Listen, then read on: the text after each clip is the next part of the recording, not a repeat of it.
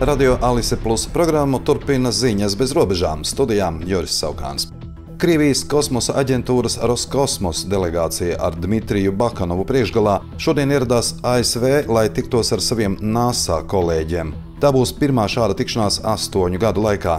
Kosmoss ir viena no nedaudzajām jomām, kur Krievijas un ASV starpā saglabājusies sadarbība arī pēc iebrukuma Ukrainā. Iecerēts apspriest savstarpējo lidojumu programmas turpināšanu, starptautiskās darbības pagarināšanu un plānus par kosmosa stacijas deorbitēšanu okeānā. Krievijas kosmosa aģentūras vadītājs apmeklēs arī NASA, Lindona Johnsona kosmosa centru, kā arī Boeing un SpaceX ražotnes, kurās ražo kosmosa kuģus. Naktī uz otrdienu Ukraina piedzīvoja intensīvus Krievijas bruņoto spēku triecienus, rezultātā nogalinātas vismaz 20 civilpersonas, bet 40 guvušas ievainojumus. Ukraiņu lidrobotu uzlidojums Saļskai Krievijas Rostovas apgabalā savukārt vainagojās ar to, ka satiksme caur Saļskas dzelzceļa mezglu ir apturēta. Rostovas apgabala Telegram kanāli ziņo par ugunsgrēkiem, kas pēc uzlidojuma izcēlušies vēl 2 apdzīvotajās vietās uz tās pašas dzelzceļa līnijas. Baltijas valstu finanšu ministri šodien Viļņā pauda atbalstu Eiropas komisijas ierosinātajam Eiropas Savienības 2028.–34. gada budžeta projektam. Kā jau esam stāstījuši, tas bija iecerēts 2 triljonu eiro apmērā, un mūsu finanšu ministri pat ierosināja to vēl palielināt.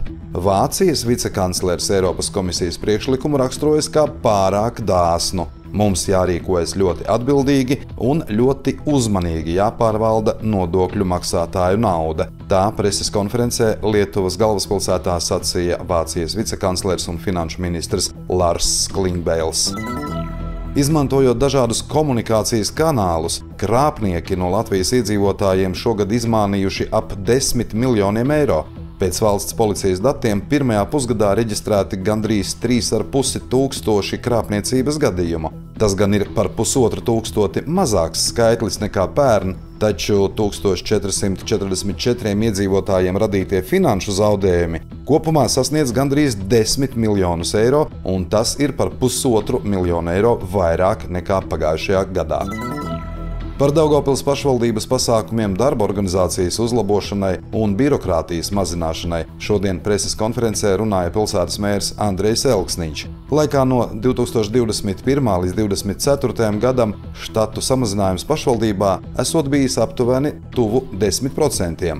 Elksniņš arī apgalvoja, ka Daugavpils ikdienā veic pasākumus attiecībā uz efektivitātes palielināšanu un darba organizācijas uzlabošanu, īpaši novēršot birokrātiskos šķēršļus.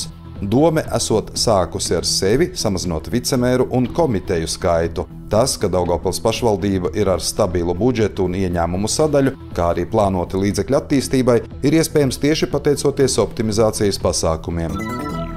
Daugavpilī aizturēti 2 vīrieši par šomēnes pastrādātu zādzību no angāra. 20. jūlijā policija saņēma informāciju, ka Daugavpilī ir uzlausti kāda angāra vārti. Personām izdevās iekļūt telpās un nozagt velosipēdu Trek, kā arī dažādus instrumentus, nodarot materiālos zaudējumus apmēram 1500 eiro. Krāslavas novadā šonakt izglābts mežā apmaldījies cilvēks. Glābēji saņēma izsaukumu uz Šķaunes pagastu, sazinoties ar cilvēku pa mobilo telefonu un izmantojot autocisternas skaņas un gaismas signālus, glābēji tam norādīja pareizo virzienu izejai no meža.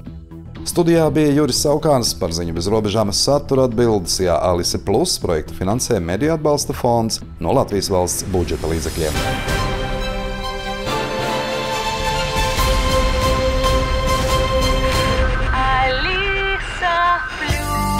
Radio